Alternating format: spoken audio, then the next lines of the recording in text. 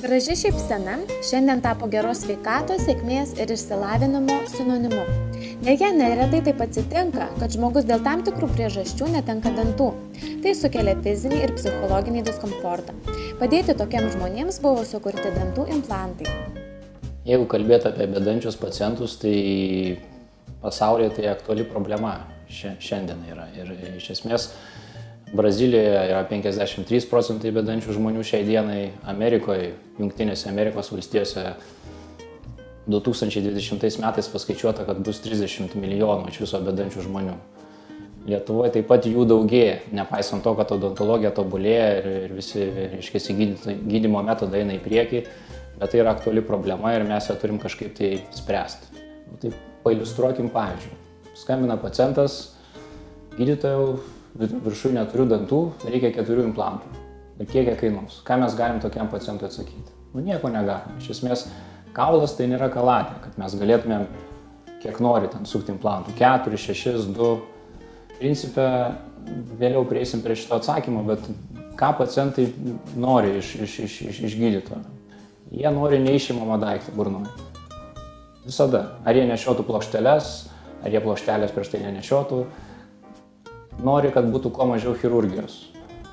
Nori, kad tai būtų kuo pigiau ir kuo greičiau. Mes turim su tais norais taikytis ir kažkaip tai optimizuoti mūsų gydymo galimybės. Bet deja mes susiduriam su anatominiais sunkumais. Tai yra kita sąlyga. Ir čia atsakymas į klausimą, ar mes galime susukti 4 implantus. Nes pas kiekvieną pacientą yra skirtingi kaulai. Pas vieną plonesnis, pas kitą yra storesnis, pas vieną sinusai žemai įsidėstę, pas kitą alveolinis nervas lokalizuosi tokioj vietoje, kad mes negalim dėti tų 4 implantų sukti. Taip kad kiekvienas atvejis yra individualus ir kiekvieną mes turime individualiai vertinti ir spręsti tą klausimą. Toliau būsimo protezo konstrukcija. Būsimas protezas kainuoja praktiškai tiek, kiek implantacija. Ir mes turime visada šitą prieš pat gydymą gerai spręsti klausimą. Technikų laboratorija. Labai svarbus dalykas. Ką technikas mūsų gali, kaip jisai gali išpildyti mūsų norus. Tai principe šitie pagrindiniai dalykai ir dar nepaminėjau galbūt implantų sistemos. Vienos yra garsios firmos ir principe aš patarčiau rinktis bedančiam pacientui garsių firmų implantus, nes jeigu atsitiks bėda, o tų bėdų vis tiek kažkiek tai gali būti ilgainiui nešiojant 10 metų, 15 metų. Tai bet kada ta firma nebus bankrutavus, bus galima išspręstas problemas lengvai. Implantus galima apkrauti labai didelę jėgą ir tai vienintelis būdas prilygstantis saviems dantims pagal kramtymo efektyvumą. 4 implantų visiškai pakanka atstatyti 12 dantų eilę žandikaulyje. Šis metodas vadinamas All-on-4. Kalbant dabar apie All-on-4 metodiką. Ta metodika sugalvojo Nobelio kompanija, bet tai čia nieko naujo nėra iš tikrųjų, kadangi All-on-4 tai kas yra? Viskas ant 4. Reiškia, mes įsukam 4 implantus ir ant tų 4 implantų pastatom visą dantų lanką. Tai yra All-on-4. Kokius mes implantus besuktumėm? Ar tai ten būtų Nobelis, ar Straumanas, ar dar kita firma, visada ant tų 4 implantų mes galim pastatyti tą visą žandiklį. Klausimas, ar kiekvienam pacientui tą galima daryti? Atsakymas ne kiekvienam. Toli gražu ne kiekvienam ir tai priklauso nuo kiekvieno, kaip sakiau, individualių anatominių savybių. Jeigu panagrinėti truputėlį siauriau, tai pavyzdžiui, imam viršutinį žandiklį. Turime gerą situaciją, kaulo daug, mes tada galim sukti ir 4, ir 6, ir 8 implantus, skaidyti į atskirus tiltus ir viskas ten valio. Ir All-on-4, ir All-on-6, ir All-on-8, ten viskas gaunasi. Turim šiek tiek prastesnę situaciją, pavyzdžiui, sinusai labai žemai, bet priekį mes visada turime kaulą, tada tą pačią All-on-4 metodiką irgi visada galime taikyti, galime šiek tiek implantus pasukti šonu ir ant 4 implantų mes pilnai galim tvarkingai atstatyti visą žandiklį. Aišku, sąlyga čia yra viena labai svarbi. Paskutiniai implantai galiniuose segmentuose turi būti viršutiniam žandikauliui pakankamai ilgi ir pakankamai stori. Tik tokiu atveju mes galėsim turėti gerą, stabilų rezultatą ilgalaikį. Nes kitu atveju tai yra truputėlį rizika. Ir pavyzdžiui, paskutinis pavyzdys, turime didžiulę kaulo atrofiją, visiškai nėra kaulo, sinusai žemi, praktiškai už 5 mm patenkam į nosies ertmę. Ką tokiu atveju daryti? Galim taikyti tą All-on-4 metodiką, jeigu mes atstatysim sinusus, Bet mums dar reikia atstatyti ir minkštuosius audinius, ir kaulinį audinį, kurį mes netekome, ir tie dantis atrodys arkliniai, nors jie galbūt bus padaryti ir gražiai, bet iš principo tokiu atveju vis tik tai rekomenduoju daryti išimamą protezą, kuris fiksuosis ant sijos. Tai bus tokia kaip ir plokštelė, bet su ją bus galima viską gerai kramtyti.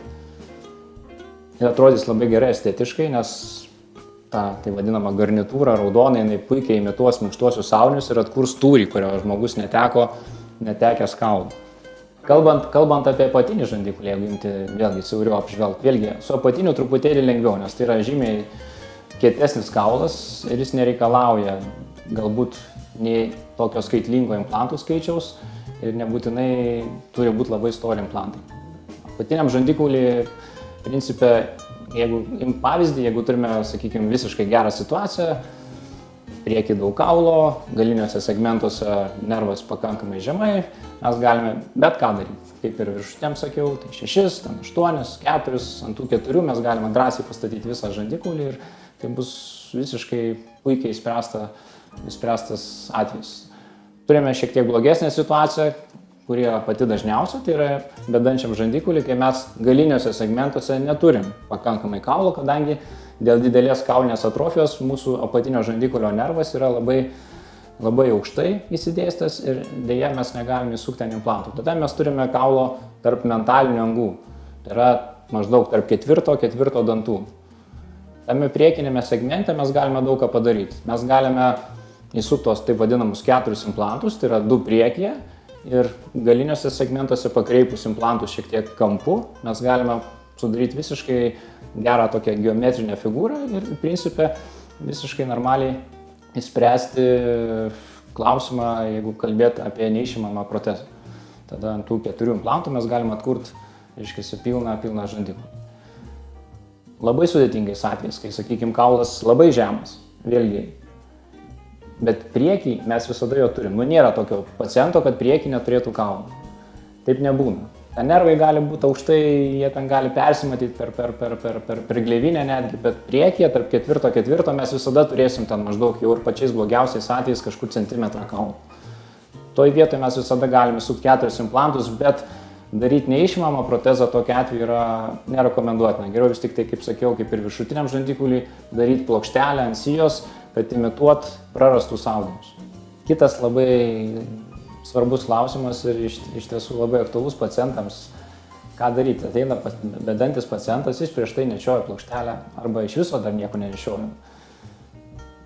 Mes įsukame implantus ir kaip jam gyvena dabar su ta situacija. Iš esmės 3-4 mėnesius reikalinga tam, kad implantai integruotųsi kaulą. Nes vėliau tik tai mes juos galime apkrauti ir duoti jiems kažkokį krūvį ir gaminti tą protezą. Tai ką jis tuos 3-4 mėnesius darys be dantų? Aišku, kažkaip reikia išspręsti tą klausimą. Tai vienas variantas pats saugiausias ir pats paprasčiausias. Reiškia, mes pagaminam jam išimamą plokštelę. Kitas būdas yra pagaminti laikiną protezą ant implantų. Ta mes galime padaryti, bet ne visada. Kada mes tą galim padaryti? Ta galim padaryti, kada implantus mes įsukam tam tikrą jėgą ir mes jiems iš karto galim suteikti krūvį. Tai reiškia, mes juos ne kažkur tai įmetėm į kaulą, neįmerkėm ten, bet įsukom kaip medvaržtį į sieną ir jis pakankamai gerai fiksuotas. Jie visi tokie turi būti, negali būti 5 įsukti normaliai, o 6 toks makaluojas. Ne, visi turi 6 būti puikiai įsukti, gerai fiksuoti, tada mes galime imti atspaudą iš karto tą pačią dieną pacientui. Ir aišku, prieš tai mes turim būti sutarę su technikų laboratorija, su technikais, kad jie tą pačią dieną bus pasiruošę, komanda, kad jie gamins tą laikiną protezą. Ir aišku, jie pagamina tą protezą per pusę dienos paprastai ir ar tos pačios dienos vakare, arba kitą dieną ryte mes galime tada tą laikiną protezą, tai yra plasmasinis kažkoks tiltelis, gali būti netgi ta pati plokštelė, perdaryta ir prisukta prie implantų, bet mes jį galim tada fiksuoti. Tai va, tas aišku kainuoja, tai nėra pigus malonumas. Va, tam tikros rizikos jisai priduoda visada, nes, sakykime, bet kokiu atveju geriau implantui pabūti ramiai, užsiūtam, atstovėti tuos 3-4 mėnesius ir po to prie jo grįžti, nes, sakykime, iš karto uždėti laikiną, nes laikinas, nu tai ką, jisai su irgi visokių gali būti bėdų. Ten žmogusgi kramto, jis ten riešutus ir taip toliau, Galbūt kažkas kažkur gali būti atsisukę ir tuo metu tokį pacientą su laikinu protezu taip pat reikia stebėti, paprašyti, kad jis ateitų, pasirodyti ten po 2 savaičių, po 3, kad matyti, ar nėra kažkokio tai balanso ten ir taip toliau. Trūkstami dantys įtakoja ne tik estetiką, bet ir bendrą sveikatos būklę, gyvenimo kokybę. O siekiant išvengti tokios situacijos, dantų implantai yra geriausias sprendimas. Neginčytinas faktorius dantų implantacijos rezultatams yra gydytojo kompetencija ir patirtis. Nedelskite, kreipkitės į profesionalų specialistą, kuris gali jums padėti. Pasirūpinkite savo sveikata dabar.